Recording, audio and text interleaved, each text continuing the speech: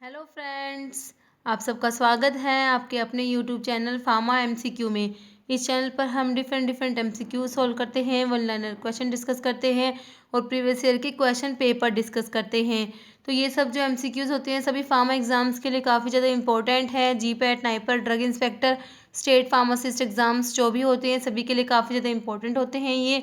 तो अगर आप लोग इस चैनल पर नए हैं और आपने चैनल सब्सक्राइब नहीं किया है तो प्लीज़ चैनल को सब्सक्राइब कीजिएगा। वीडियो को लाइक करना, शेयर करना, कमेंट करना, बेल आइकन को प्रेस करना ताकि जो आने वाले वीडियोस होते हैं उनके नोटिफिकेशंस आप लोगों को मिलते रहें। तो आज हम क्या डिस्कस करेंगे, ये एक प्रीवियस ईयर का फार्मासिस्ट का एक क्वेश्चन पेपर है। ठीक है, तो आज हम इसे डिस्कस करेंगे। इसमें 50 क्वेश्चंस हैं।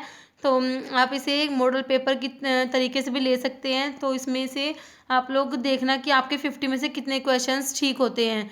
ठीक है, तो स्टार्ट करते हैं। क्वेश्चन नंबर 1 है, official name of a drug is. तो इसके ऑप्शंस हैं generic name, branded name, both A and B, none of the above. ठीक है, तो official name of a drug is, तो ऑफिशियल नेम जो होते हैं उनको क्या, वो जेनरिक नेम होते हैं। ठीक है, तो इसका ऑप्शन ए राइट हो जाएगा, जेनरिक नेम। ठीक है, जेनरिक नेम को नॉन प्रोप्राइटरी नेम भी बोलते हैं और ब्रांडेड नेम्स जो होते हैं उनको प्रोप्राइटरी नेम्स भी बोलते हैं। ठीक है, ये बात भी याद रखनी है। नेक्स्ट है, if a drug is repeatedly administered at its plasma half interval then it achieve steady state level in. तो ऑप्शन है 2 to 3 plasma half time, 4 to 5 plasma half time, 6 to 7 half time, 8 to 9 half time. ठीक है, तो अब आप video को pause करके अपना आंसर सोच सकते हैं। तो इसका आंसर क्या होगा, 4 to 5 प्लाज्मा हाफ टाइम। ठीक है, तो इसे ये क्वेश्चन कई बार रिपीट होता है तो इसे आप याद कर लेना। ठीक है, तो इसमें क्या आएगा, 4 to 5 प्लाज्मा हाफ टाइम आएगा। नेक्स्ट है question number 3, drugs are least excreted in. तो ऑप्शन है biliary tract, faeces, urine, milk. तो ड्रग लीस्ट सबसे कम एक्सक्रीट होते हैं किसमें, तो मिल्क में। ठीक है, तो ऑप्शन डी राइट हो जाएगा। और जो यूरिन होता है उसमें most important channel of excretion for majority of the drugs. ठीक है, मेजोरिटी ऑफ द ड्रग्स के लिए ये most important channel of excretion क्या होता है, यूरिन।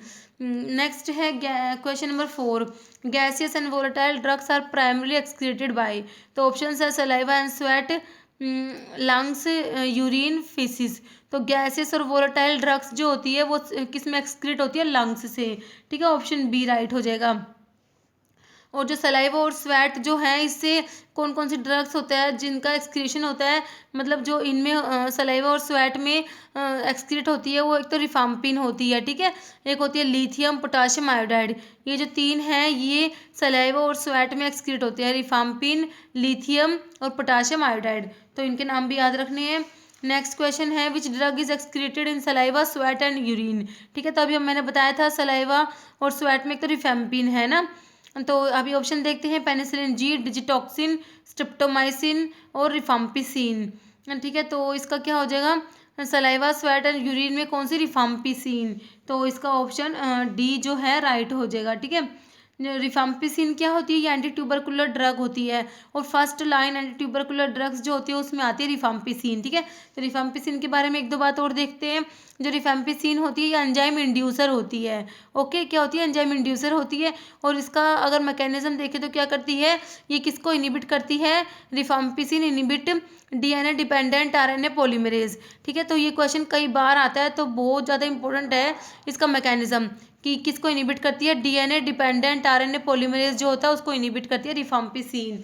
ठीक है, और इसका मेजर एडवर्स इफेक्ट होता है हिपेटाइटिस होता है, तो ये भी ध्यान रखना है। नेक्स्ट है question number 6, teratogenic vitamin is. तो टेराटोजेनिक विटामिन कौन सा होता है, vitamin D, vitamin A, vitamin B12 या फोलिक एसिड। तो टेराटोजेनिक विटामिन होता है विटामिन ए। ठीक है, तो इसका ऑप्शन बी जो है राइट हो जाएगा, विटामिन ए जो है वो क्या है, टेराटोजेनिक होता है। नेक्स्ट है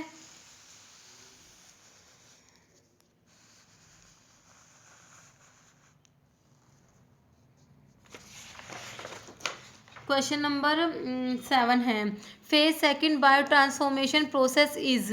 तो phase second bio transformation process में से कौन सा है? Sulphoxide formation, sulphate conjugation, hydrolysis, oxidation. ठीक है, तो फेज सेकंड में कौन सा आता है? सल्फेट कंजुगेशन आता है। ठीक है, तो इसका हो जाएगा ऑप्शन बी। ठीक है, तो देखो एक तो होती है फेज बायो ट्रांसफॉर्मेशन रिएक्शंस जो होती है, एक तो फेज वन होती है, फेज टू होती है। फेज वन जो होती है उनको नॉन सिंथेटिक रिएक्शंस भी कहते हैं। ठीक है, फेज वन को क्या बोलते हैं? नॉन सिंथेटिक रिएक्शंस भी। इसमें कौन कौन सी आती है? Oxidation, reduction, hydrolysis, cyclisation, decyclisation. ठीक है, ये 5 रिएक्शंस आती हैं। इनमें कौन कौन सी है?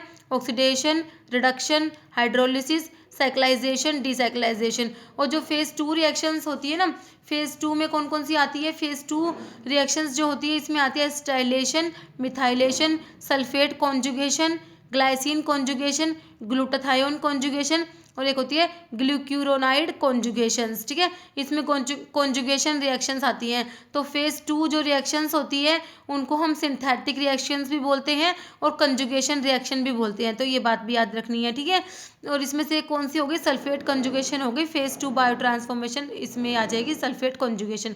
तो इसका हमारा ऑप्शन बी राइट हो गया। और ये जो फेज वन और फेज टू की जो रिएक्शंस है वो सारे ही नाम याद रखने हैं। ठीक है, कई बार ऐसे ऊपर से नाम ही पूछ लेते हैं, तो इसके ये नाम याद रखने हैं। नेक्स्ट क्वेश्चन है physiological antagonism occur between.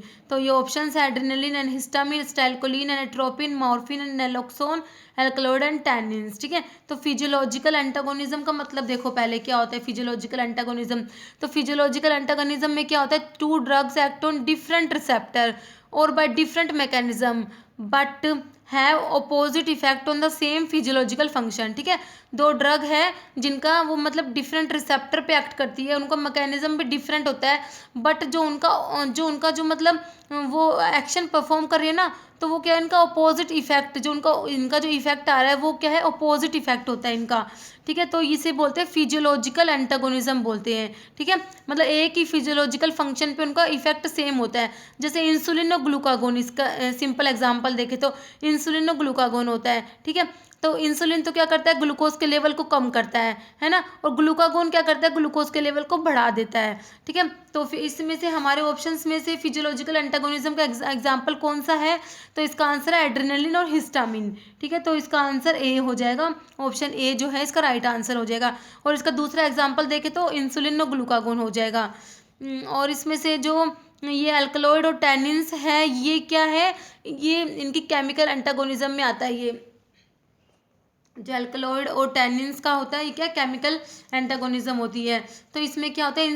Insoluble alkaloidal tannates is formed.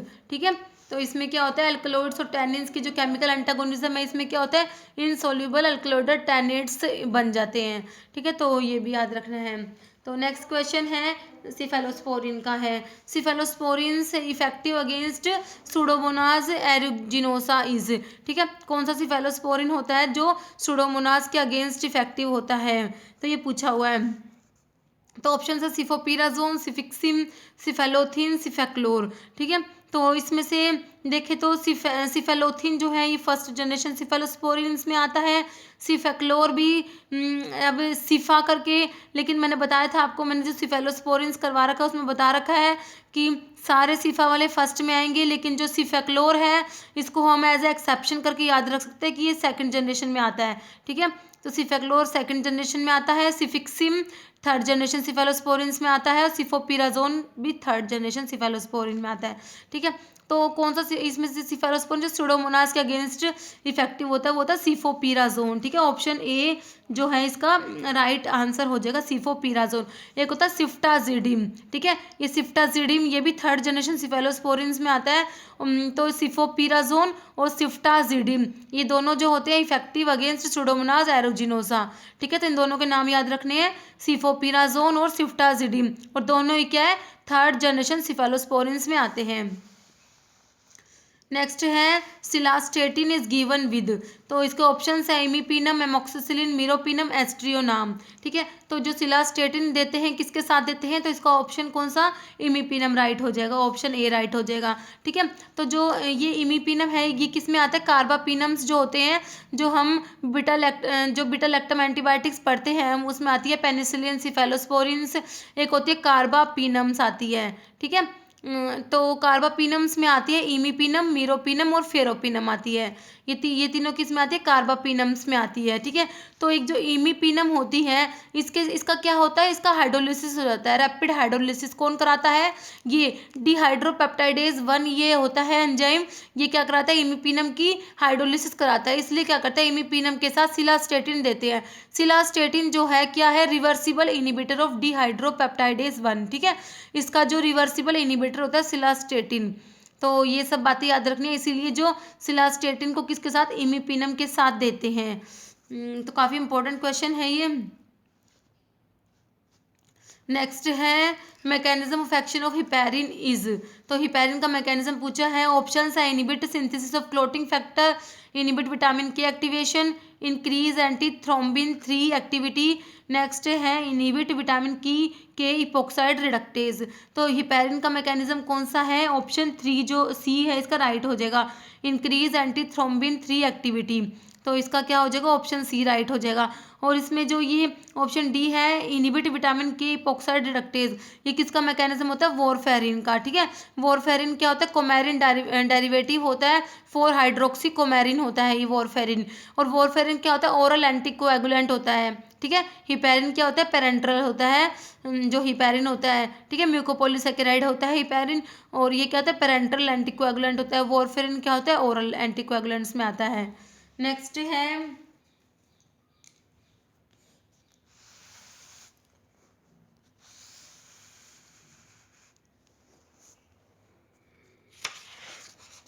Question number 12 है Km value in enzyme substrate reaction is. तो Km वैल्यू क्या होती है? ऑप्शंस है dissociation constant, substrate concentration at half of maximum velocity of reaction, concentration of enzyme at maximum velocity of reaction, substrate concentration at maximum velocity of reaction. तो Km value क्या होती है? Option B right हो जाएगा, substrate concentration at half of maximum velocity of reaction. ठीक है, तो इसका ऑप्शन बी राइट हो जाएगा। नेक्स्ट है आइसोनियाजिड इज को एडमिनिस्टर्ड विद। तो इसका आंसर तो सभी को पता होगा, आइसोनियाजिड का इसका आंसर क्या होगा? ऑप्शंस है vitamin B6, folic acid, vitamin B12, vitamin C. तो आइसोनियाजिड को इज को एडमिनिस्टर्ड विद विटामिन B6। ठीक है, पायरोडॉक्सिन के साथ देते हैं इसको, तो इसका हो जाएगा B6 हो जाएगा। विटामिन B6 जो पायरोडॉक्सिन होता है किसमें? ट्रांसअमीनेशन में भी हेल्प करता है ये विटामिन B6, तो ये बात भी याद रखनी है। और B12 को क्या बोलते हैं? साइनोकोबालामीन बोलते हैं, ये एंटी परनीशियस फैक्टर भी बोलते हैं इसको B12 को। नेक्स्ट है और विटामिन सी तो सभी को पता है, स्कोर्बिक एसिड है, ये आयरन के एब्जॉर्प्शन में हेल्प करता है। ठीक है, कोलाजन की सिंथेसिस में हेल्प करता है, टायरोसिन के मेटाबॉलिज्म में भी हेल्प करता है। नेक्स्ट है folic acid is given with. तो ऑप्शंस हैं isoniazid, phenytoin, levodopa, all of the above. तो फेनिटोइन किसके साथ देते हैं? तो ऑप्शंस हैं ये ऑप्शंस बता दिए मैंने, तो इसका आंसर क्या होगा? फेनिटोइन, ऑप्शन बी हो जाएगा राइट। ठीक है, फेनिटोइन हो जाएगा। तो अगर हम देखें फेनिटोइन के ये एडवर्स इफेक्ट बहुत ज़्यादा इंपॉर्टेंट है, कई बार एग्जाम में आते हैं।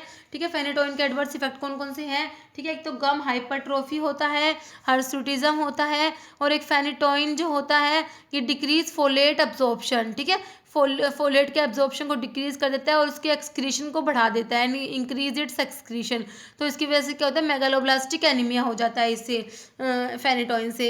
और क्या करता है phenytoin? Inhibit insulin release, insulin के रिलीज को इनिबिट कर देगा, उससे क्या हो जाएगा? हाइपरग्लाइसेमिया हो जाता है और ऑस्टियोमलेशिया। ये सब किसके? फेनिटोइन के एडवर्स इफेक्ट होते हैं। ठीक है, तो इसलिए फेनिटोइन के साथ क्या देते हैं? फोलिक एसिड देते हैं। तो इसका हो जाएगा हमारा फेनिटोइन। तो ये क्या होती है? एंटी एपिलेप्टिक ड्रग होती है फेनिटोइन। नेक्स्ट है प्रोटोन पंप इनिबिटर इज। तो ये ऑप्शंस है इसोमिप्राजोल, सिमेटिडीन, रेंटिडीन, एस्पिरिन। तो प्रोटोन पंप इनिबिटर में आप लोगों को बता रखा है सारे प्राजोल वाले जो होते हैं वो पीपीआईज में आते हैं, तो इसोमिप्राजोल हो जाएगा इसका, ऑप्शन ए राइट हो जाएगा। सिमेटिडीन और रेंटिडीन क्या होती है? H2 एंटागनिस्ट होते हैं। ठीक है, एस्पिरिन क्या होता है? स्टाइल सैलिसिलिक एसिड होता है एस्पिरिन, जो हम एनसेड्स में पढ़ते हैं। और तो इसमें हो जाएगा इसोमिप्राजोल। ठीक है, इसमें कौन कौन से पीपीआईज होते हैं? ओमिप्राजोल, पेंटोप्राजोल, लेंसोप्राजोल, रेबिप्राजोल, इसोमिप्राजोल और एक ये। ठीक है, तो ये सारे नाम हैं, ये सारे ही याद रखने हैं। कौन कौन से हैं ये प्रोटॉन पंप इनहिबिटर्स। नेक्स्ट है क्वेश्चन नंबर 16। क्वेश्चन नंबर 16 है narcotic and psychotropic act is passed in. तो ये एनडीपीएस एक्ट है, सभी को पता है ये कब पास हुआ था। तो इसके ऑप्शंस है 1985, 1996, 2010 या 1857। तो इसका क्या हो जाएगा 1985 में। तो ऑप्शन ए इसका है राइट आंसर हो जाएगा। नेक्स्ट है क्वेश्चन नंबर 17। इसमें है pharmacy act is passed in. तो फार्मेसी एक्ट कब पास हुआ 1985, 1948, 2012, 1955। तो इसका क्या हो जाएगा 48 में, ठीक है, ऑप्शन बी राइट हो जाएगा 1948। नेक्स्ट 18 नंबर क्वेश्चन है ओटीसी ड्रग्स आर। तो ओटीसी ड्रग्स क्या होती है, ओवर द काउंटर ड्रग्स होती है ना ओटीसी ड्रग्स।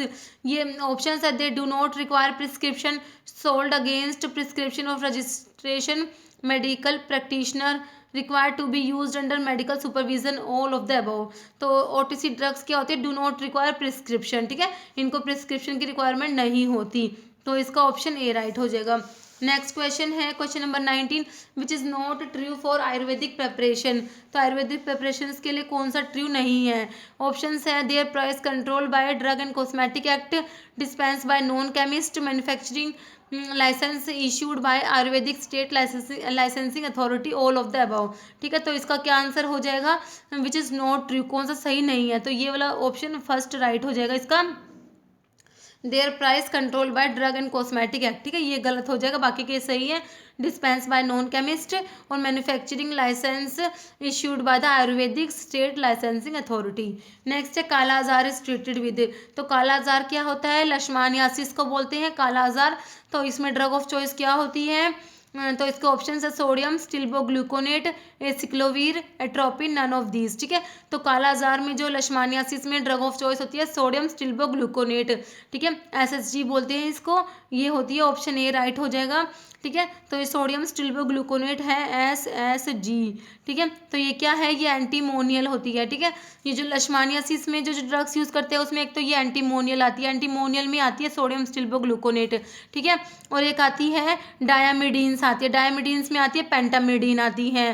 ठीक है, एंटीफंगल ड्रग्स होती है जो लश्मानियासिस में यूज करते हैं, कौन कौन सी, एम्फोटेरिसिन बी और कीटोकोनाजोल, ये भी किसमें, इसमें लश्मानियासिस में यूज करते हैं। बाकी की और भी ड्रग्स है जो इसमें यूज करते हैं, कौन कौन सी है, मिल्टीफोसिन, पैरामोमाइसिन, एलोप्यूरिनोल, ये सब ड्रग्स भी किसमें, लश्मानियासिस में यूज करते हैं। तो इन सब का नाम हमें याद रखना है।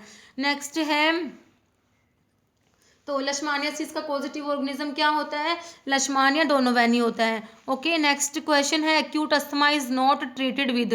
तो ऑप्शन है साल्बिटामोल, इप्राट्रोपियम ब्रोमाइड, थियोफाइलिन और है हाइड्रोकोर्टिसोन। ठीक है, acute asthma is not treated with, तो इसका हो जाएगा ऑप्शन डी हो जाएगा, हाइड्रोकोर्टिसोन हो जाएगा। ठीक है, तो नेक्स्ट इसका हो जाएगा ऑप्शन डी, हाइड्रोकोर्टिसोन।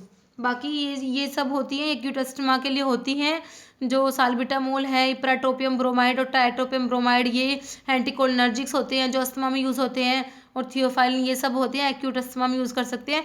बाकी ये जो हाइड्रोकोर्टिसोन है इसको एक्यूट में यूज़ नहीं करते। नेक्स्ट है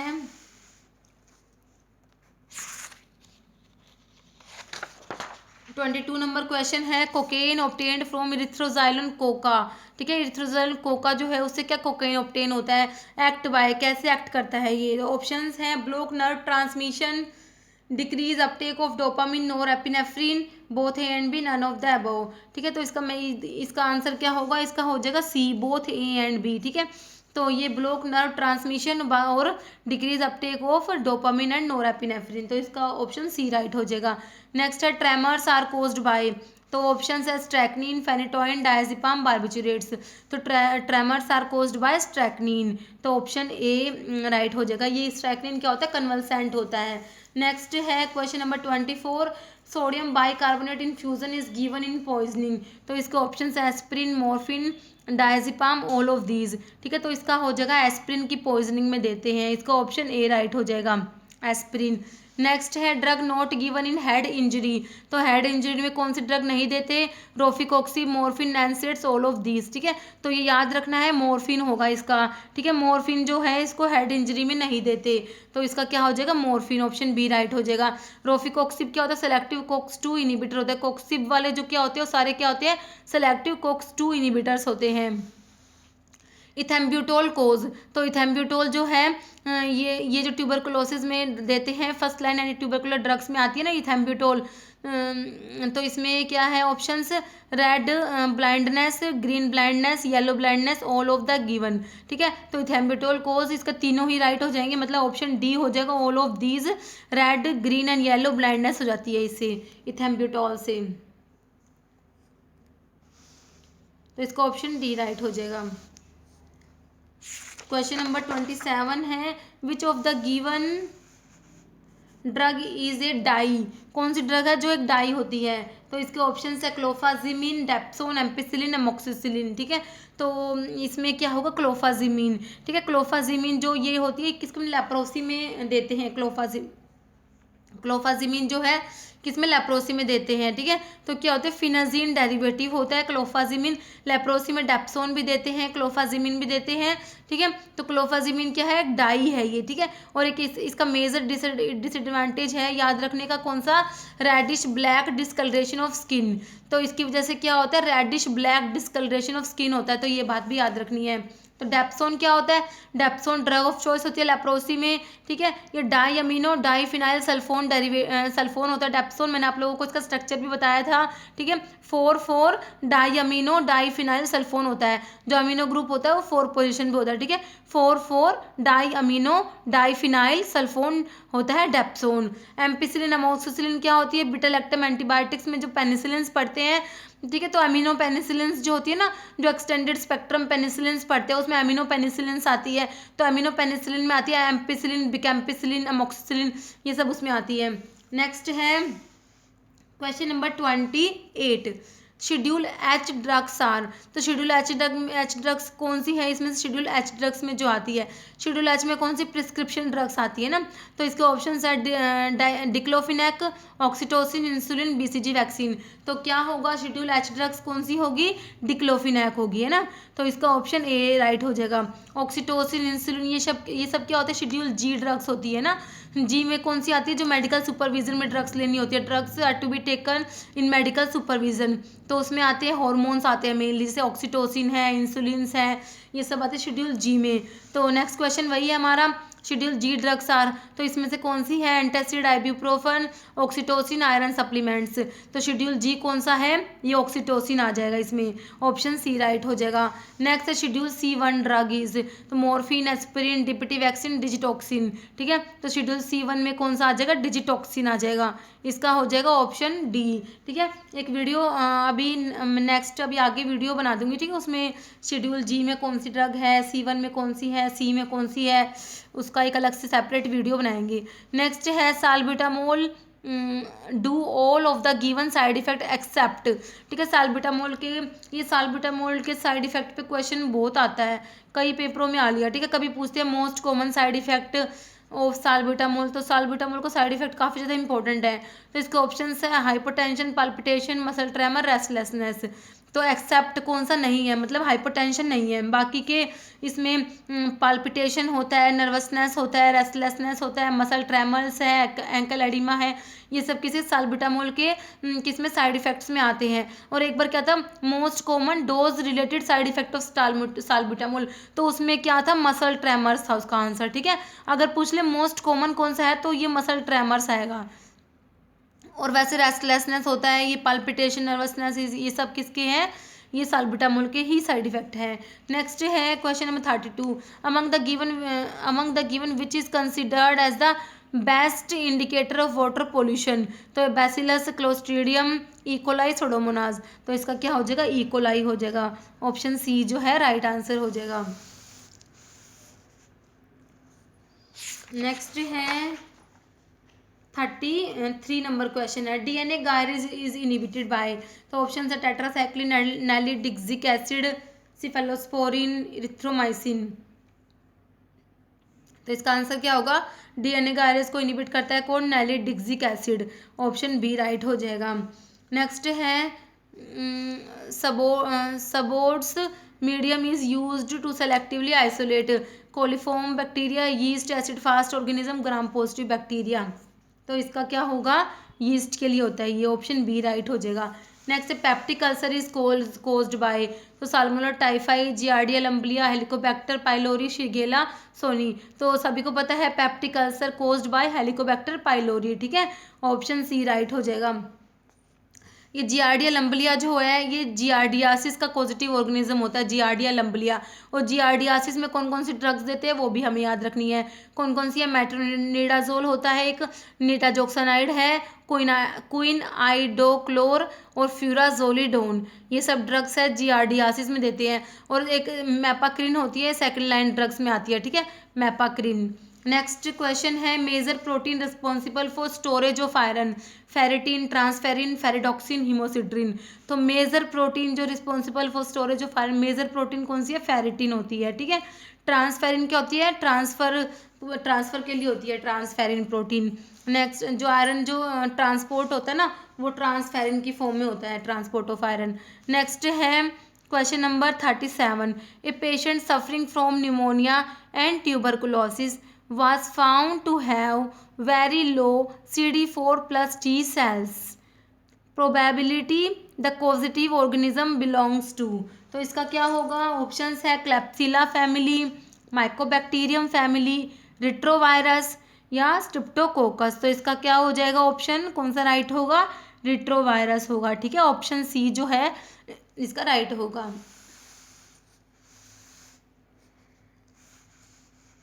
नेक्स्ट क्वेश्चन है क्वेश्चन नंबर 38 है। 38 में क्या है, in different type of tissue transplantation, ठीक है, ये सब क्या दिए हुए, टिश्यू ट्रांसप्लांटेशन दिए हुए हैं। तो इसमें the rate of rejection in decreasing order is, मतलब कि ऐसे डिक्रीजिंग ऑर्डर, मतलब पहले जिसमें सबसे ज़्यादा रिजेक्शन रेट है, फिर उससे कम, फिर उससे कम, ऐसे हमें लगाना है इनको, ठीक है। आइसोग्राफ्ट, जीनोग्राफ्ट, एलोग्राफ्ट, तो ये सब ऑप्शन है। तो हमें इन तीनों में देखना है, आइसोग्राफ्ट, जीनोग्राफ्ट, एलोग्राफ्ट, सबसे ज़्यादा रिजेक्शन किस में, सबसे ज़्यादा रेट ऑफ रिजेक्शन किस में होता है। देखो आइसोग्राफ्ट का मतलब क्या होता है, आइसोग्राफ्ट का मतलब होता है जो ऑर्गन या टिश्यू ट्रांसप्लांटेशन या फिर ट्रांसफ़र होता है बिटवीन द ट्विंस, ठीक है, मतलब कि जैसे आइसोग्राफ्ट का मतलब हो गया, आइसोग्राफ्ट में क्या होता है, जो tissue transplantation between the twins के बीच में होता है, ठीक है। तो उसमें क्या होगा, सेम स्पीसीज और जेनेटिकली भी सेम ही होंगे, तो वो होता है आइसोग्राफ्ट। और एलोग्राफ्ट होता है और एक जीनोग्राफ्ट।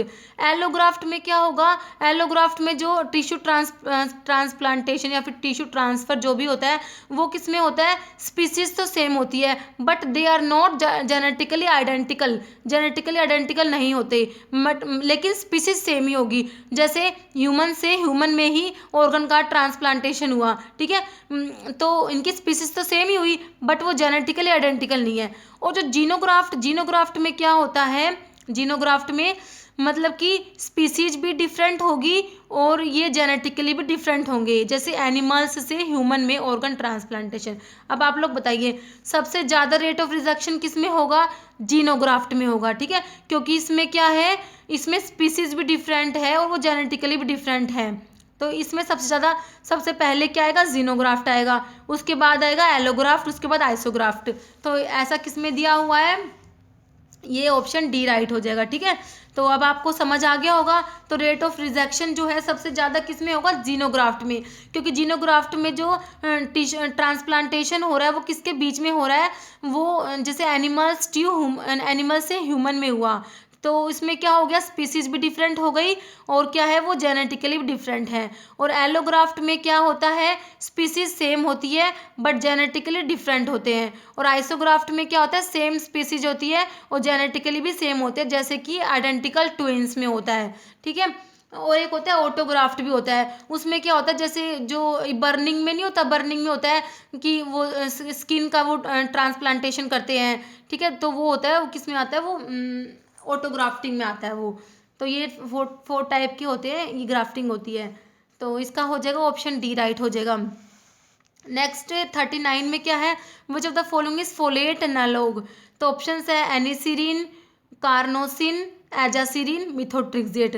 तो फोलेट एनालॉग कौन सा होता है, मिथोट्रिक्सेट होता है। ठीक है, मिथोट्रिक्सेट क्या होता है, ये एंटी कैंसर ड्रग जो एंटी नियोप्लास्टिक ड्रग्स में पढ़ते हैं मिथोट्रिक्सेट, ये क्या होता है एंटी मेटाबोलाइट में आता है। ये क्या होता है, फोलेट एंटागनिस्ट होता है। और मिथोट्रिक्सेट क्या करता है, डाईहाइड्रोफोलेट रिडक्टेज को इनिबिट करता है। ठीक है, और जो मिथोट्रिक्सेट को रूमेटोइड अर्थराइटिस में भी यूज़ करते हैं, सोरियासिस में भी यूज़ करते हैं, और इसको एज अ इम्यूनो सप्रेसेंट भी यूज़ करते हैं मिथोट्रिक्सेट को। 40 नंबर क्वेश्चन है नेक्स्ट, इसमें है which of the following mineral element facilitate insulin binding to cell receptor site. तो इसका ऑप्शन है जिंक, कॉपर, सिलीनियम या है इसका क्रोमियम। तो इसका क्या आंसर होगा,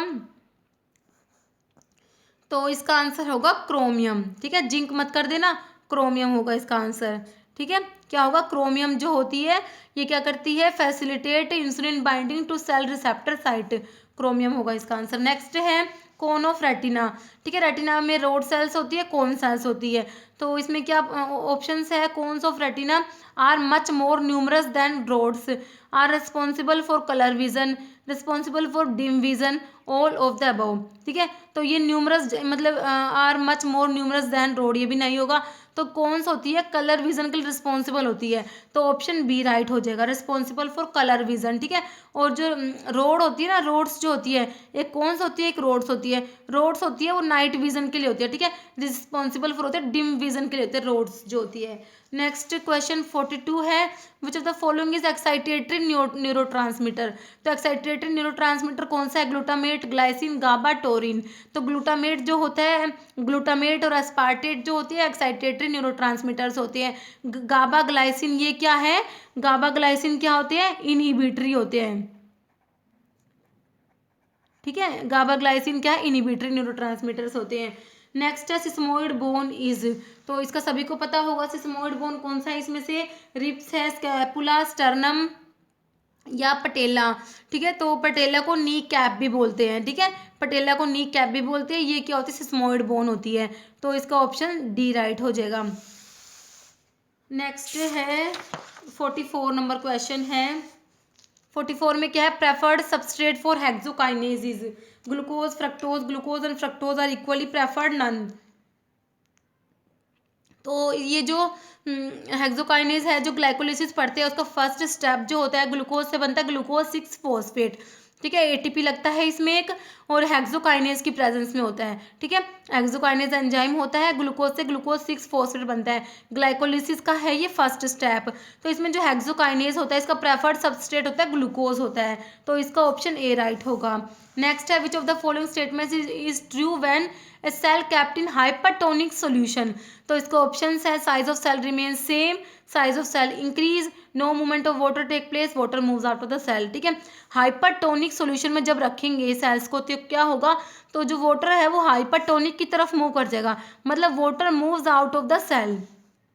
ठीक है, अगर इसका उल्टा होता हाइपोटोनिक में रखते, हाइपोटोनिक में रखते तो वाटर जो है वो सेल के अंदर मूव कर जाता और सेल क्या हो जाती, ब्रस्ट हो जाती। ठीक है, तो इसका होगा, इसका क्या आंसर हो जाएगा, हमारा डी हो जाएगा। नेक्स्ट है, गवर्नमेंट ओपियम फैक्ट्री कहाँ पर है, सभी को पता है इसका आंसर। तो न्यू दिल्ली, कोलकाता, गाजीपुर, चंडीगढ़। तो क्या हो जाएगा, गाजीपुर हो जाएगा। नेक्स्ट है, which of the following have fast cell division and repairing ability. तो ये टिश्यूज है, इनमें से सबसे फास्ट सेल डिवीजन और रिपेयरिंग एबिलिटी कौन से टिश्यू की होती है, एपिथेलियल, कनेक्टिव, मस्कुलर या नर्वस। तो इसका हो जाएगा epithelial tissue, option A right हो जाएगा। प्लेटलेट डेफिशिएंसी से कौन सी डिजीज होती है, ब्लीडिंग, एनीमिया, इन्फेक्शन या नन। ठीक है, प्लेटलेट की डेफिशिएंसी से क्या हो जाएगा, ब्लीडिंग हो जाएगा। तो इसका ऑप्शन ए राइट हो जाएगा। बीटा ऑक्सीडेशन कहाँ पर होता है, beta oxidation take place in mitochondria, cytoplasm, nucleus, Golgi apparatus. तो बीटा ऑक्सीडेशन होता है माइटोकॉन्ड्रिया में। तो इसका ऑप्शन ए राइट हो जाएगा।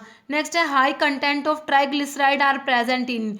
किस में होता है LDL low density lipoprotein, HDL high density lipoprotein, VLDL very low density lipoprotein, chylomicron. तो high content of triglyceride are present in chylomicron, तो इसका ऑप्शन डी राइट हो जाएगा। ठीक है, और एलडीएल को बैड कोलेस्ट्रॉल बोलते हैं और एचडीएल को गुड कोलेस्ट्रॉल बोलते हैं। ये भी सीधा सीधा कई बार पेपर में क्वेश्चन पूछते हैं, तो इनके नाम भी याद रखने हैं। गुड कोलेस्ट्रॉल होता है एचडीएल, बैड कोलेस्ट्रॉल होता है एलडीएल। तो ये हमने 50 तक क्वेश्चन डिस्कस कर लिए। अगर इसमें से किसी क्वेश्चन का आंसर मैंने गलत बताया है तो प्लीज़ कमेंट करके ज़रूर बताना, और आपके 50 में से कितने क्वेश्चन ठीक हुए ये भी कमेंट करके ज़रूर बताना। और वीडियो अच्छी लगी हो तो इसे लाइक करना, शेयर करना, कमेंट करना। Okay, thank you.